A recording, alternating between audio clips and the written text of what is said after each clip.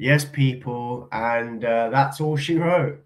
The bomb was dropped. Ruben Amorim has been sacked as Manchester United manager, effective immediately after what was initially described as a breakdown in relations.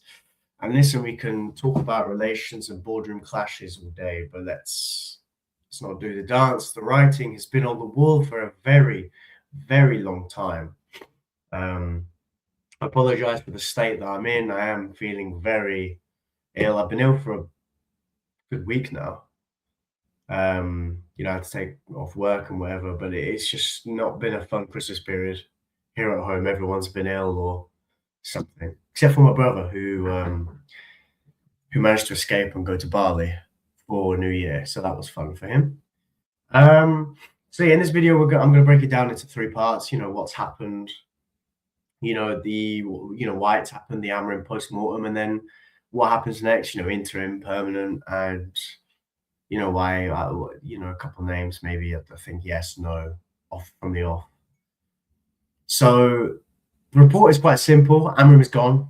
He was been informed, it's immediate, and as it stands, obviously Darren Fletcher has taken over on an interim basis. And there's apparently talk that United might not appoint a permanent manager until the summer, which I think on paper sounds like the club trying to buy time due to their, so that they can do their due diligence and avoid another rushed appointment, because let's be real, Ineos cannot afford another wrong decision.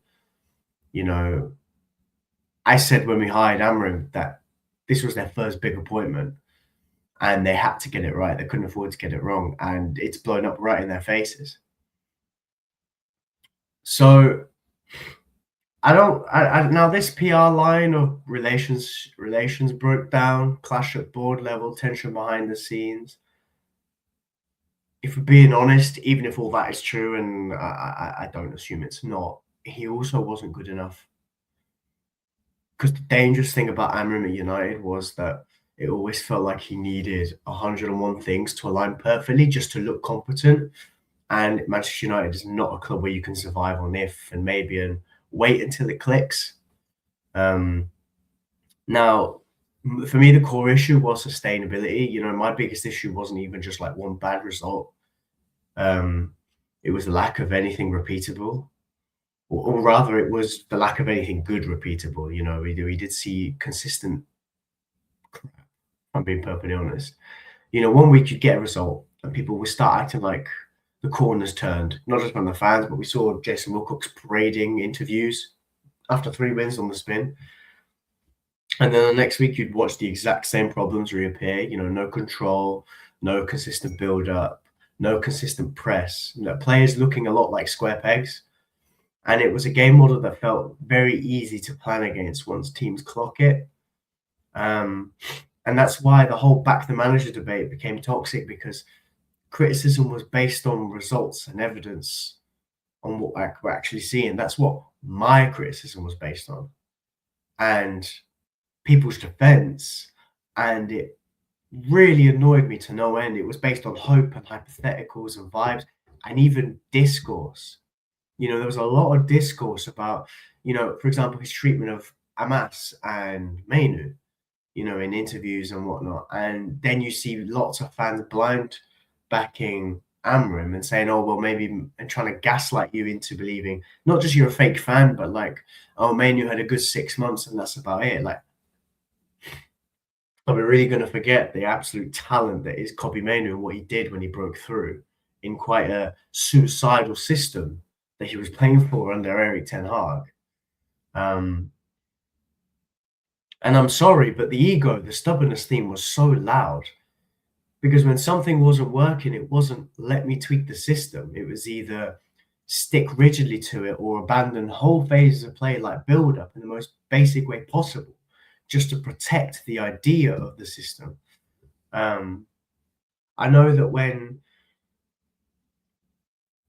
like, I know that you can see this a lot where managers come in with their idea, and if they don't see their idea working, their reputation is wedded to that formation, that system, that blueprint so much that they'll do anything they can to stubbornly stick to it and make it work.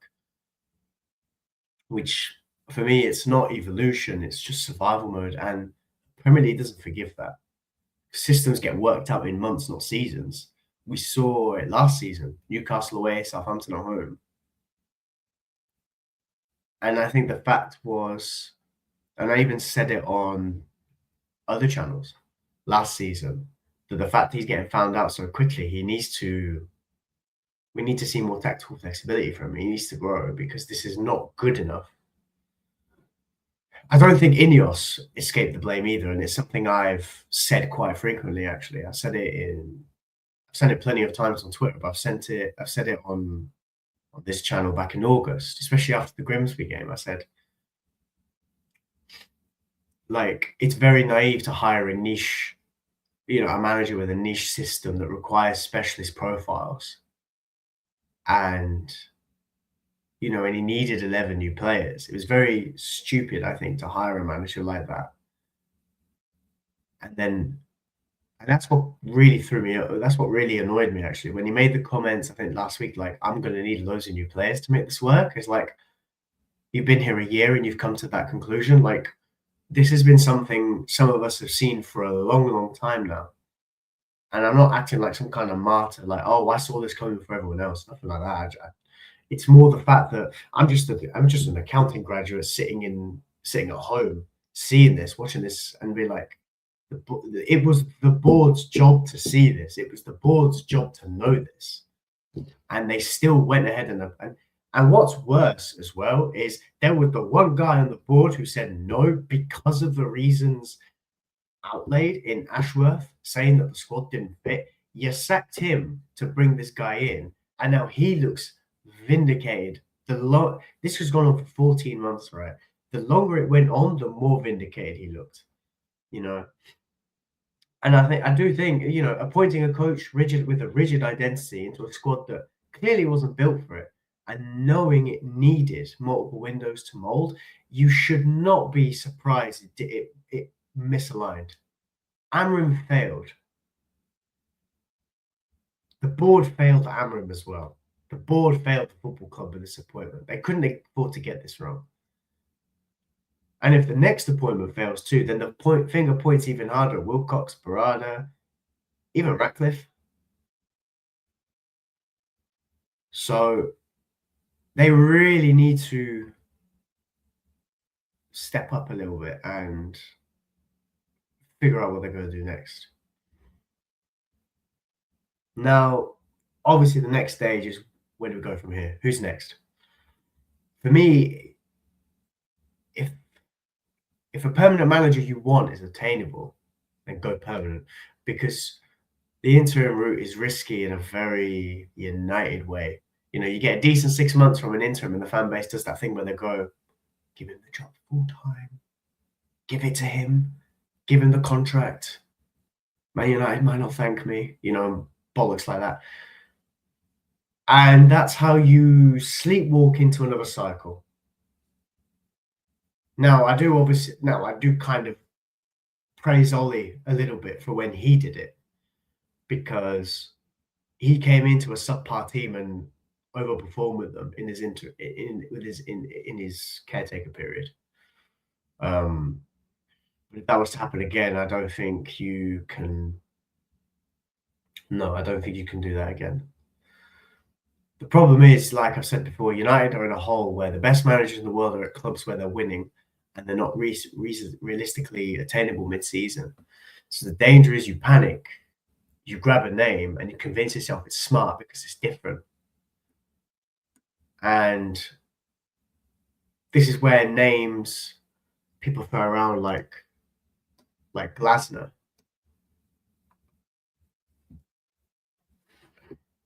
It's where we get into these names. My issue with it isn't the three at the back or the system on him. Don't get me wrong, I like Glasner, but there's a massive difference between managing United and managing clubs where you can lean into the underdog mentality, accept less control, play for moments, and ride momentum without the weight of needing to dominate and win trophies. Palace, Bournemouth, these type of environments, you can build something without the same expectation of scaling up to title-winning standards. For me, at United, The next guy has to be one of two things: a natural born winner, or someone who has a philosophy that scales to elite level football, controlling games, adapting, evolving, and winning under pressure. Because if you point another hipster, nice idea, young manager, and it doesn't translate, we're back here again in 14 months. So for me, United, what do they need to do? If you're asking me, it's you go for the interim, 100%. Obviously, Fletcher's in the interim at the minute. There's talk about he could take the Brighton game, or maybe just the Burnley game, or even to the end of the season. We don't know. We'll see what happens. But this is obviously if United genuinely need time to secure the real target. And I think, personally, with my personal choices, if it were me, that would have to be the case. But the club must be crystal clear about it. Interim means interim. No romance, no emotion, no give him the job because vibes. And if the real target is attainable now, then fine, go permanent.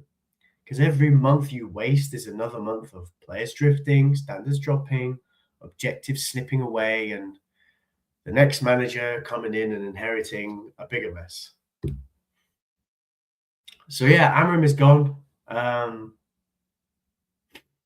I'm not celebrating the sacking because it's always kind of sad day in a way. Manchester United manager is gone and it didn't work out. But I'm not going to pretend it wasn't justified. It's been coming since August. You know, I said way back in August, I didn't see how we could turn it around. The Grimsby result was such a bad result. And now the scrutiny really begins, because the next decision is bigger than the last. And if any of us get this wrong again, then it's not just the coach, it's the whole project. So yeah, let me know in the comments, interim or permanent. And if it's permanent, who do you think is actually attainable and good enough to scale? I will probably do a video at some point outlining certain candidates that I think, well, at least that I would like at the football club. But you know, like, comment, subscribe if you're new, and until next time, laters.